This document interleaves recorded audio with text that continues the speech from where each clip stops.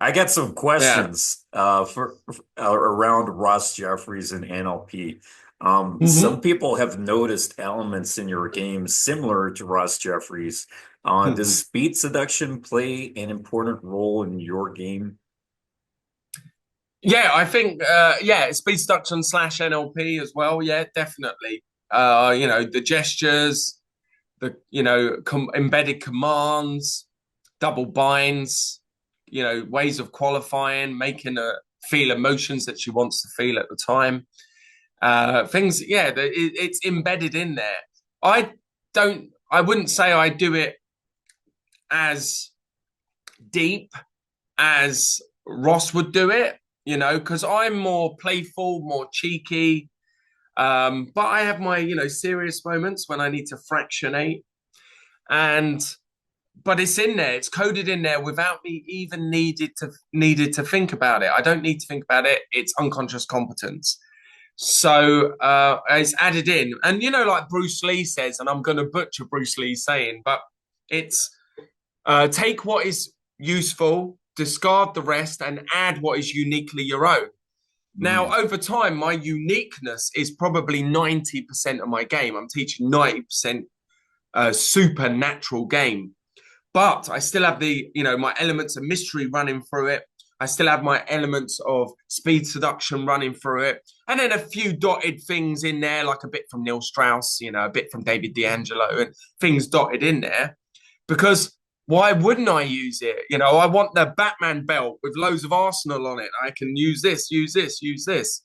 But really, the core is my supernatural game, yes. But I'm heavily influenced by Ross Jeffries and speed seduction, and I'm heavily influenced by mystery, and mystery 2.0, as we call it now.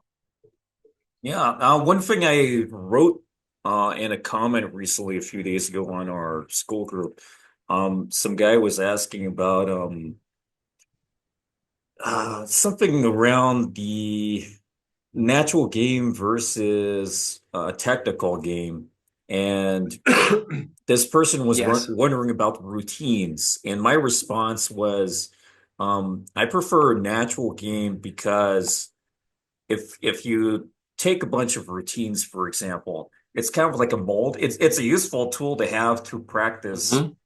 of course, and stuff like that. However, natural game is always molded to you. And by taking Yeah. elements of the game that you relate with from other people, that is a mold more of your own personality rather than subscribing to one singular person's entire method. So Yeah. that's what I have found to be um, finding your own uniqueness and using that, just like you said, the Batman tool You belt, have to. that is yours. You have to. But I think when you're learning from someone, follow the script. And then once you've mastered the script, you can break the mold. That's how I create Supernatural Game. I would learn something, then break the mold, and then or bring up a version of my own style. Like one of my styles is called Octopussy Game, which is what I use for Social Circle, right? Loads of tentacles everywhere, pulling the strings of it, of the nightclub, being the energy in the nightclub, the main energy. And then what I would do is I'd break that mold and go something totally another direction to see if that worked. And then what I'd find is, oh, I can merge these molds together. For example, speed seduction and mystery method and my method, they all gel perfectly together. It's I find that supernatural game is the lube or the liquid that gels things together very well because you're starting on a semi-direct level. You can go to direct quickly. You can go to indirectly quickly. But going from indirect to direct, because she's that type of personality, it is a long walk and you've already shown your cards. I'm not showing my cards. I'm fractionating. So she doesn't know where, does he like me? Does he not like me? She doesn't know. If I was to choose out of I had to go direct or indirect, I'd totally go indirect. And I still go in indirect a lot of the time. I just am most comfortable with semi direct. I find it just is smoother for getting a girl to laugh, getting a girl to like you, invoking emotions, leading, bouncing, qualifying, open loops. You know, when I DHV, she doesn't know, is this story real or not? Most of my stories are my real life, though. You know, that I've just put either a bit of NLP into it, speech deduction, or I've done some mystery method in it of how to tell a story, you know, DHV and so on. So, yeah, you have to be able to be fluid. And that's what it is. You're like Bruce Lee says again, be like water. 100%.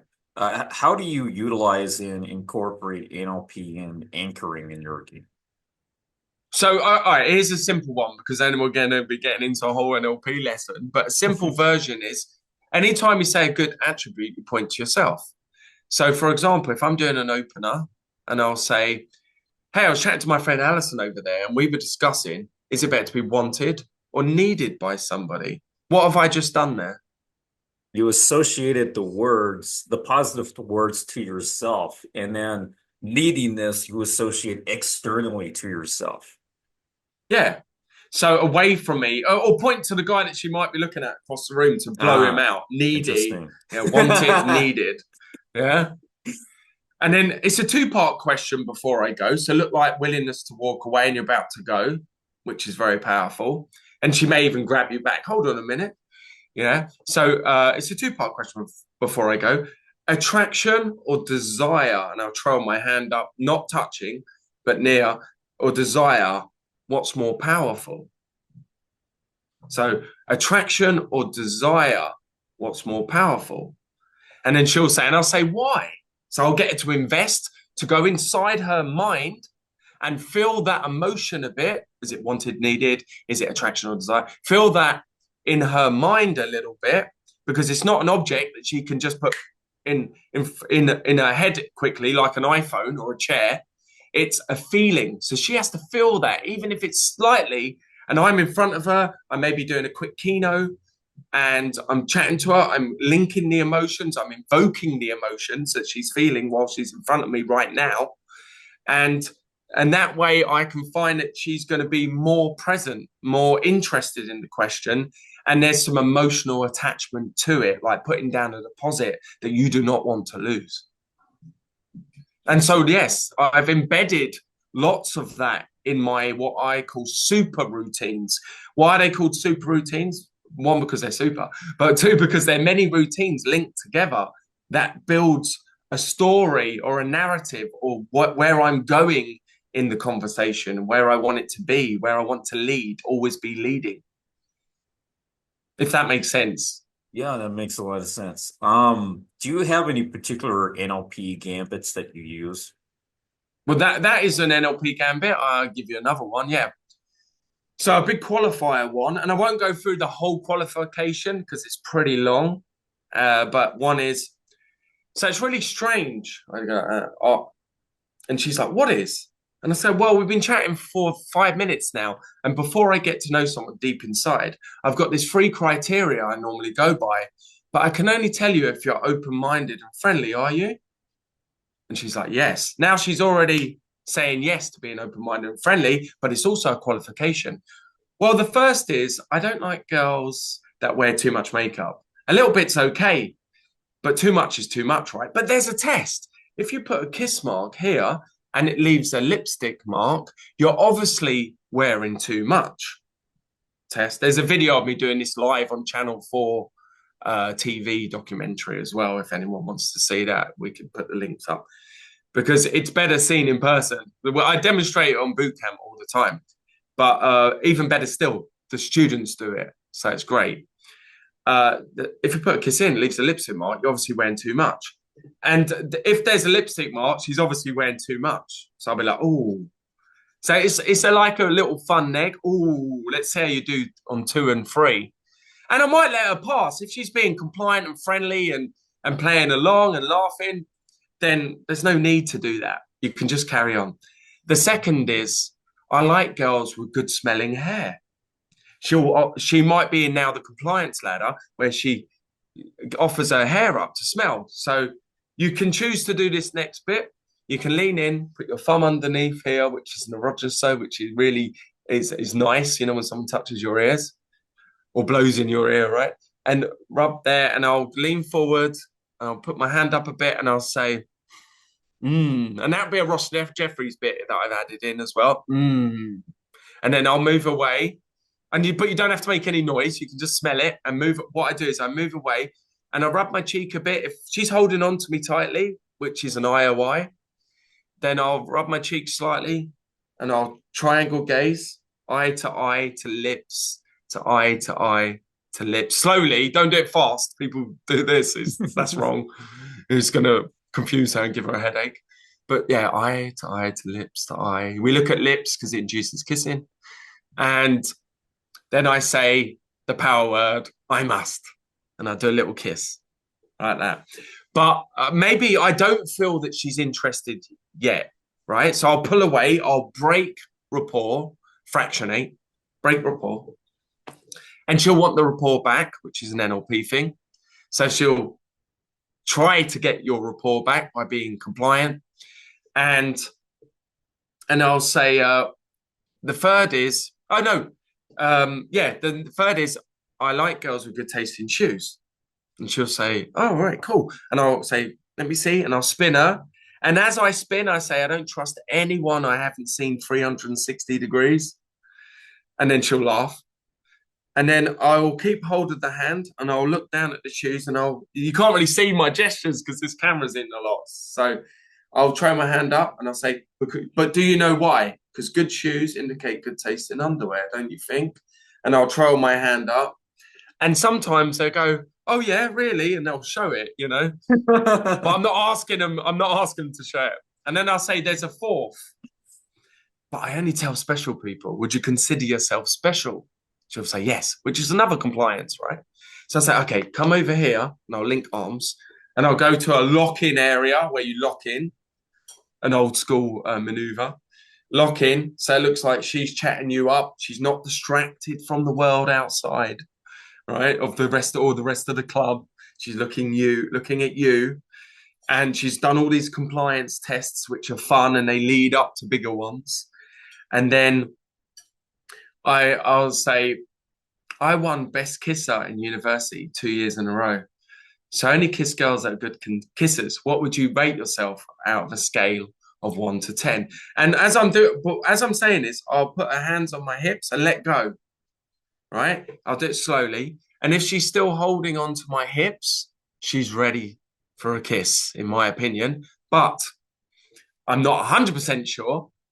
So, but doing all that compliance is pretty obvious, right? And this is a reason to do it, to see if she wants to kiss you, right? Otherwise, don't kiss.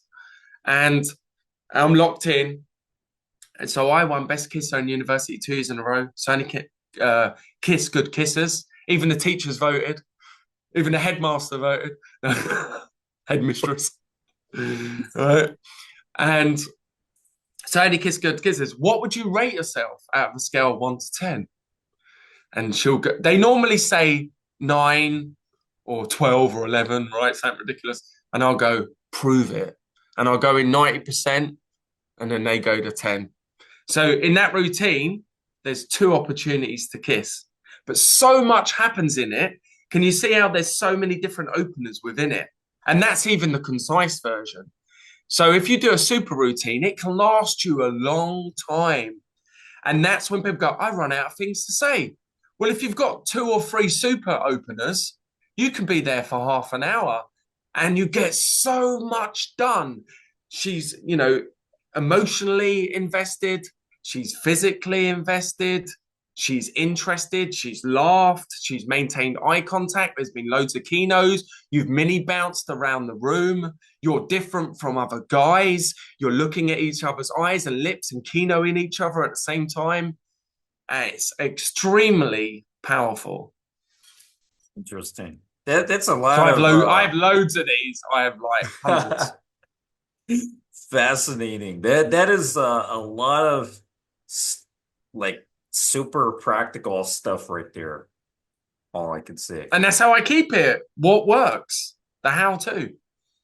I don't want to fluff and talk about loads of fluff for ages when I'm doing stuff. This is what you do. This is how you do it. And these are the most common results. And here's some backup things if it doesn't work, right? Because nothing is 100%. Nothing. But I do have the 99% opener, which I'll tell you another time Oh, because I don't want to give that one away just now. you're such a tease. Lots of Open your. loop, open loop. I see. Okay.